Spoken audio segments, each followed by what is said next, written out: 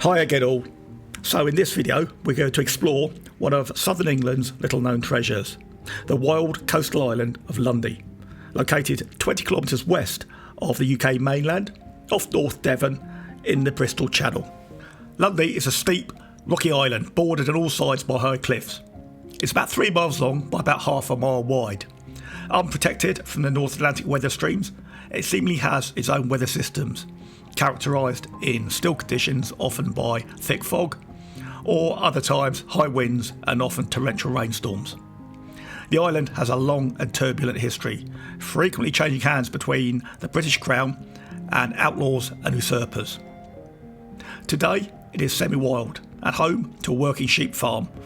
It also has about 20 permanent residents. The island is not that easy to get to, so that makes it more of a challenge. So let's take a trip out to Lundy.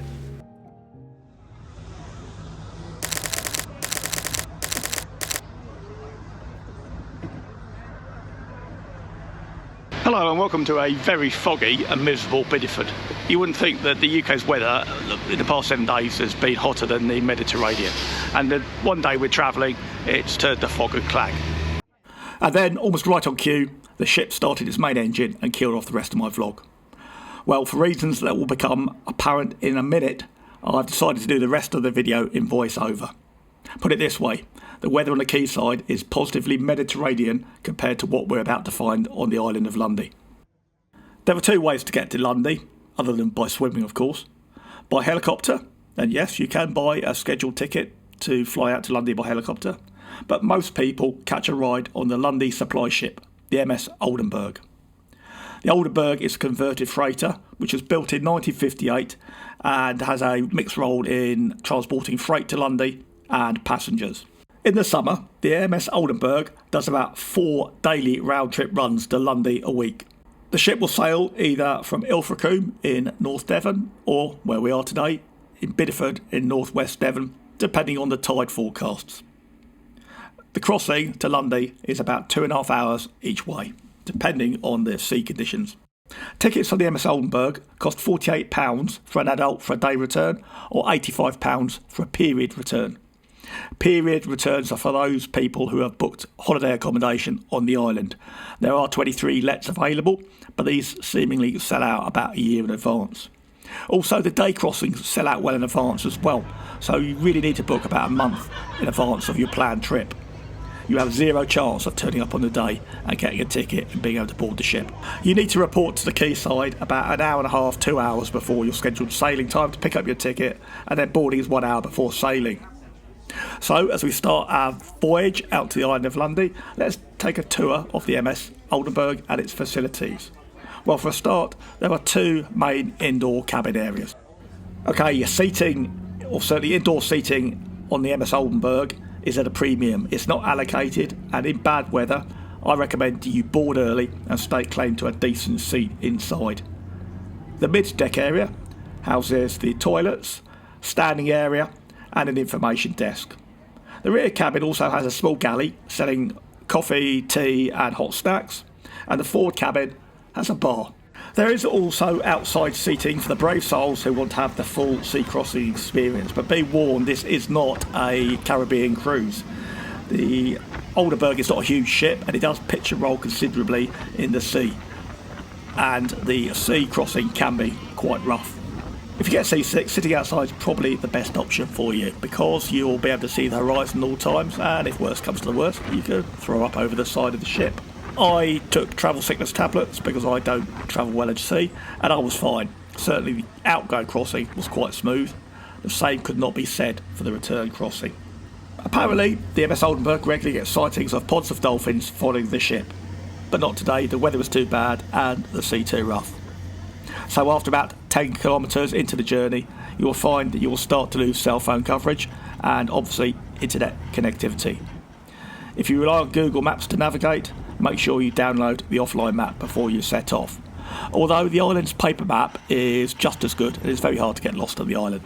Okay, so leaving the North Devon coast behind us, let's now fast forward 2 hours and 20 kilometres into the journey.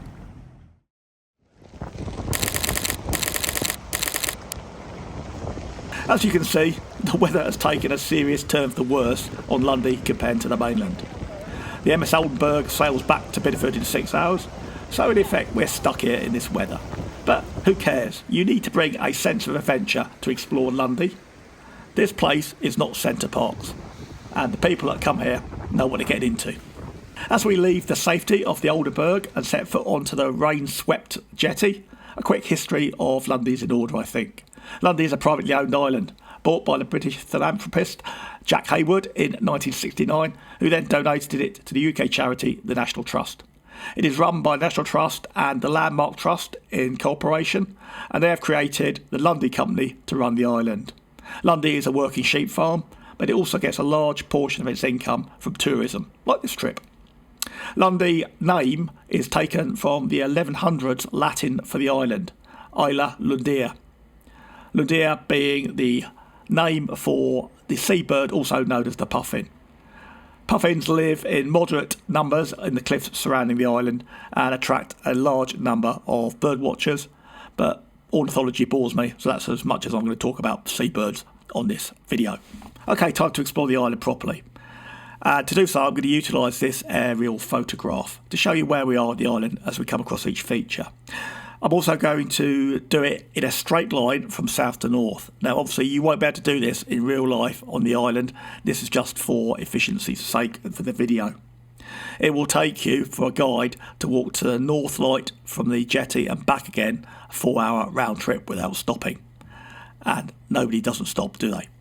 Anyway, let's get underway. So here we are at the landing jetty, the only point of the island you can actually get on and off a boat. The present modern jetty was constructed in 1998. Next to it lies the old landing place and the former jetty. The landing place was originally constructed by Trinity House in 1819 and it's marked by this boundary stone. Trinity House is the public body stroke charity that runs all the lighthouses in the United Kingdom. And that leads us conveniently to our first landmark. About 100 metres up the road from the jetty is this steep set of steps which lead to the South Light or the Southern Lighthouse. It is a very hard climb and a bit precarious once you get 3/4 of the way up. I don't really recommend you do this. You can get a better view from the overwatch by the castle. But being the intrepid YouTuber I am, I've done it so you don't have to. But since we're up here now, let's take a look around. 2 lighthouses were constructed on Lundy in 1897 by Trinity House to replace the old main lighthouse, which we'll get to later on in the tour. This lighthouse, the South Light, and it has a sister site on the north end of the island called, obviously, the North Light. They are working lighthouses to this day run by Trinity House. They are all automated and solar powered. The majority of the accommodation is bricked up and nobody lives up here. The light signal is a 5-second flash when required. It could be viewed from up to 11 miles away. And there's also a very loud fog signal, so you really don't want to be up here in fog or you'll be deafened. There is only one way in and out of the South Light, so we've got to go back down the steps we climbed to get there in the first place, which takes us onto the main road from the landing jetty up to the village. This was constructed in 1838 and it is quite a steep climb. It will take you about 20 minutes from the village to the landing jetty and 30 the other way round. Obviously you go steeply uphill, and in this case we've got the wind and rain in our face. Having struggled uphill for what seems like an eternity, eventually you'll come across the outskirts of the village and this building, Millcombe House. Millcombe House is a granite constructed but white stucco fronted villa built in the plain classical style. It was constructed for the Heaven family in 1835, William Hudson Heaven having bought Lundy the year before in 1834. The building was designed by Bristol architect Edwin Honeychurch. You could actually hire this house for about £850 for 4 nights and it will sleep 12. It is otherwise not open for touring. From Millcombe House, here, you just need to climb another 200 metres to the northwest and you'll reach the island plateau and the village itself. Thankfully, there is little more climbing from this point. The island is fairly flat once you reach the plateau.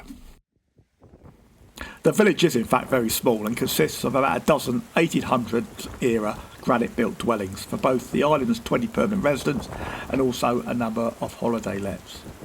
To the north end of the village is the main farm buildings and hangars. There is running water in the village, but mains electricity is available only from 0600 hours in the morning to midnight, provided by the island's single diesel generator. In the centre of the village is the island's social hub, the Marisco Tavern. The tavern serves hot food from breakfast, lunch and dinner, and also acts as a pub in the evenings. It never closes and also acts as an emergency refuge and call point, as it houses the only emergency telephone on the island. It usually isn't this busy, but because of the foul weather outside, I guess a lot of visitors want to get out of the rain and have something warm to eat. The food in here is lovely, and usually you don't have to queue as long as this to get served. Just up and across from the tavern is the island's only shop, the Lundy General Stores, which sells food and supplies needed if you're staying in one of the holiday hirings. Opposite the General Stores is the island's free-to-enter but very small inside museum. As you can see, there's quite a few people in it sheltering for the rain, so I didn't really go inside, but apparently it does have some good artefacts and history of the island. About 100 metres to the south of the village is St Helen's Church, an Anglican church built in 1897, which replaced a corrugated iron structure built 10 years before. St Helen's Church is a working church and holds regular services. The church bells that you can hear ringing were restored in 1994. The church also acts as the island's exhibition centre and is open 24/7 and provides again some respite from the rain and wind if you need it.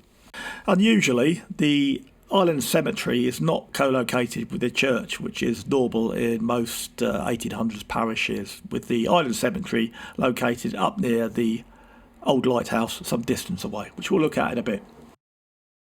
Having visited St Helen's Church, stepping outside, here we are here on the map, we're going to now visit Marisco Castle, which is located 400 metres due south of the church along this single dirt road. Marisco Castle, as it's now called, was originally constructed in 1243 by King Henry III. It's been rebuilt here 3 times during its history. The present incarnation dates back from the late 1700s. In the present day, the building is a scheduled ancient monument and it's also been converted internally into a holiday home. As you can see, as we walk around the battlement walls and the gardens, we've now virtually doubled back on ourselves, and we're overlooking the loading dock and the South Light. But unfortunately, there is no way down from here. You're at the top of a very steep cliff, and you have to go all the way back to the village, pick up the road to get back down to the landing dock.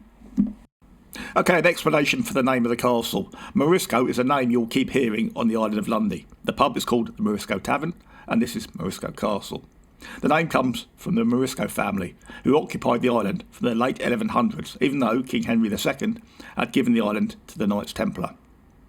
In the first half of the 13th century, the Mariscos had turned the island into their own fiefdom. From the 1230s onwards, the patriarch of the family, William de Marisco, ruled as if he was the King of Lundy, launching raids on the North Devon coast. But his comeuppance came after being involved in a plot to kill the then King Henry III. The king sent a force of soldiers to take the island by force in 1242. William de Marisco and 16 of his followers were captured and taken to Coventry. William de Marisco was then hung, drawn and quartered for treason after being dragged through the city streets on the back of a horse. The castle was then built to maintain a garrison and control over the island. Another major historical event took place here on Shutter Point Rocks in 1906. On the 29th of May 1906, the almost brand new Dreadnought-class battleship, HMS Montagu, was conducting a telegraphy communications exercise in the Sea of Lundy, telegraphy being a virtually brand new technology back then. At about midnight on the 29th, in darkness and thick fog, the ship lost its telegraphy signal. So to re-establish communications, it set a course for the Isles of Scilly. But the navigator had miscalculated the ship's position, and at 0200 hours on the 30th of May 1906, the ship steamed straight onto Shutter Rocks. Despite numerous attempts to refloat the Montagu, which almost cost the loss of another battleship, the Royal Navy finally wrote her off as a complete loss in 1907. She was then to be scrapped in place, which would take about 15 years. To facilitate this, a set of concrete steps were constructed partially down Shutter Point to a temporary wire rope footbridge which would allow workmen access directly to the wreck. Today, all that remains of the wreck is below the waterline and is not visible from the shore, although it is a dive site if you're a scuba diver. You can still see the concrete steps, now known as the Montagu Steps, on Shutter Point. Moving on from Shutter Point, following the cliff edge footpath to the west of the island, after about 800 metres, you will arrive at a very prominent lighthouse, known as the Old Light. Actually, you can see the top of the Old Light from most of the island, and that makes it a really good navigation aid. The Old Light was constructed in 1819 by Trinity House and was in service until replaced in 1897 by the twin North and South Lights, and we've already visited the South Light. The reason it was replaced is that the Old Light sits too high above the waterline, and more importantly, regularly above the fog banks that Lundy suffers from, and this failed to prevent a number of shipwrecks over the years. Next to the tower and the light is the keeper's housing. Today, the lighthouse is no longer in service, and it is owned by the Landmark Trust. You can hire the keeper's accommodation as a holiday let, and anybody can climb the tower, although it's fairly hard work. There are 147 very narrow steps all the way to the top of the tower, and bear in mind you've done a fair bit of climbing today already, you'll feel every one of them.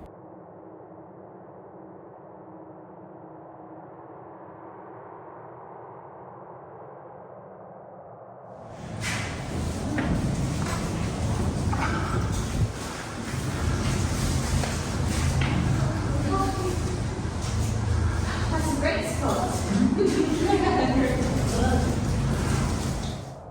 When you get to the top of the lighthouse though, the view enclosed in the glass lantern is absolutely spectacular, and you can see virtually the whole island in good weather. It's also sheltered from the wind and the rain, which was a bonus in today's weather. Immediately next to the lighthouse is Beacon Hill Cemetery, the island's cemetery. Now most of the graves here are deceased occupants dating from the 1800s. But this site was chosen to be the cemetery because it's been a burial ground since the Bronze Age. To illustrate this, on the western wall of the cemetery are these 4 inscribed granite stones that date from about 500 to 700 AD, Celtic in origin and inscribed in Latin. A further 300 metres north along the western cliff footpath is probably the best ruins on the island, the Fog Battery complex. Unfortunately, the Fog Battery is very easily missed if you don't know it's there. It's not visible from the cliff top footpath, so you'll need to find a very subtle path that leads to the edge of the cliff, and there you'll acquire the steep zigzag path down the cliff. The path is quite safe and it's bordered by a boundary wall. The fog warning battery was constructed in 1863, in response principally to the shortcomings of the lighthouse that we've just visited, now known as the Old Lighthouse. When in thick fog, the light from the lighthouse was too high to be seen through the fog banks, and a number of wrecks were caused by fog. So Trinity House constructed a fog warning gun battery, manned by a permanent keeper team, who would fire a cannon, minus cannonball of course, every 10 minutes in foggy conditions. These are the granite constructed keepers' cottages, about 15 metres up from the actual battery itself.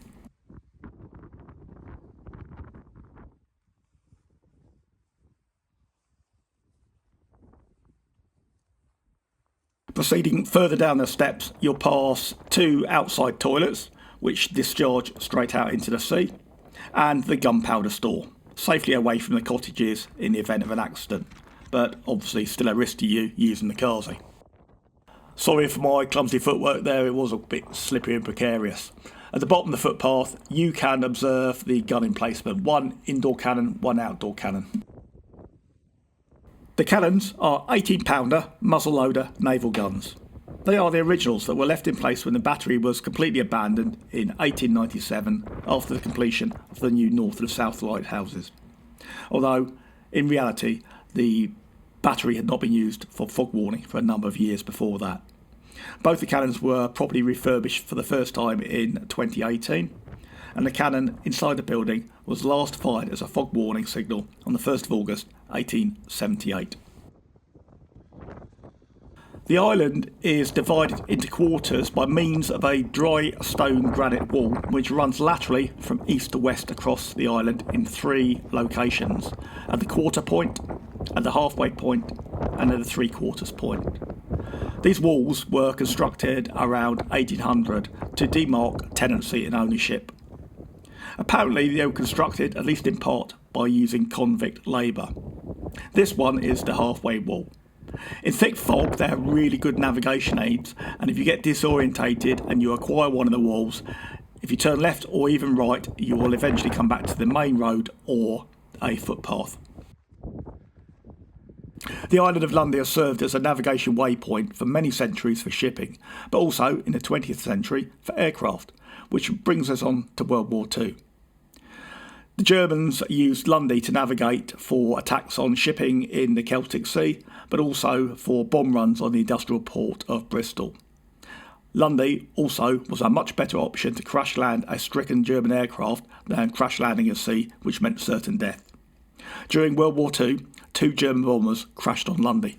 On the 3rd of March 1941, a stricken German Heinkel HE-111 bomber, which had been damaged by Allied naval anti-aircraft fire, was ditched on Lundy. The crew torched the aircraft and then sat patiently waiting to surrender to arriving islanders. Unfortunately, this is just a stock photograph of a crashed Heinkel. The aircraft on Lundy was completely destroyed by fire. You can visit the crash site, and it is located about 100 metres south of the halfway wall main track gate. Unfortunately, if you're expecting to find anything resembling a German World War II aircraft, you're going to be sorely disappointed. At the crash site, 80 years on, all that's left are some rusty mechanical components and blobs of melted aluminium. But I still think it's a good historical site to visit. A second Heinkel crashed into the Lundy Cliffs a few weeks later on the 1st of April 1941, killing half the crew and completely destroying the aircraft. Our penultimate historical structure of this tour of the island is located on Tibbetts Hill, about 300 metres south of the 3/4 wall on the east of the island. Tibbetts is the former Admiralty lookout and signalling station that observes the entrance to the Bristol Channel. It was originally constructed in 1909, but then fell out of use after World War II with the invention of radar and radio communications. The circular wall around the building is fairly new, constructed in 1990 out of reclaimed granite, used in order to keep livestock away from the building. Today, Tibbetts is a holiday cottage. It has running water, LPG heating, but because it's about 2 miles away from the village, it has no electricity. Surprisingly, it is one of the most popular hirings on the island because of its sea view and complete remoteness. Apparently at night, from Tibbetts, because of the lack of light pollution from the UK mainland, you can see all the stars on a clear night and 14 lighthouses across the UK mainland. Watch this space, I might be coming back here to make a video this winter. So after Tibbetts, I got about 500 metres north of the 3/4 wall before I ran out of time. Always have in the back of your mind a turnaround time, because the ship will not wait for you.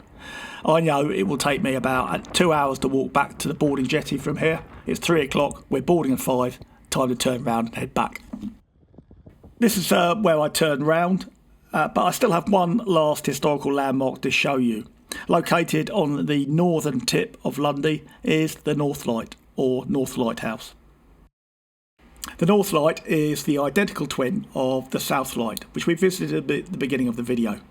Also constructed in 1887 to take over from the old lighthouse, again which we've also visited. It has an almost identical layout to the South Light. But the North Light is much lower down on the cliffs and therefore much easier to visit. You don't need to climb up to it. Like the South Light, it is solar powered and remotely monitored and operated by Trinity House.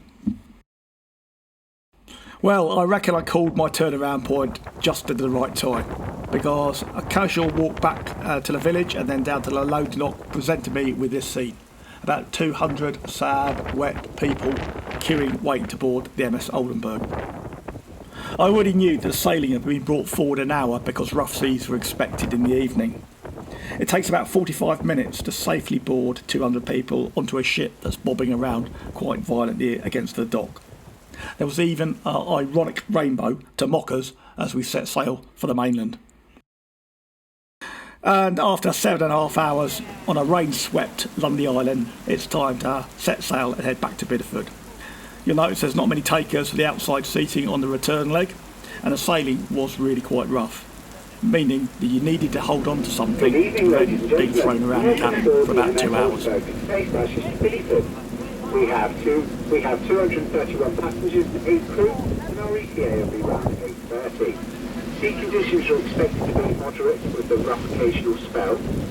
Please be aware the ship may pitch and roll. This is normal, but please be very careful as you move about the ship and make good use of the handrails as you go. Safely back at Bideford, and some people really are showing the strain of the journey. So that was the Island of Lundy. I certainly recommend you experience it and explore it for yourself, but do remember to bring a sense of adventure and suitable clothing, even in the middle of summer. As ever, if you found this video useful, please click like, it really does help me out with the algorithm, and consider subscribing to my channel for more travel content. Here's some stuff that you might like to watch. Cheers now, bye.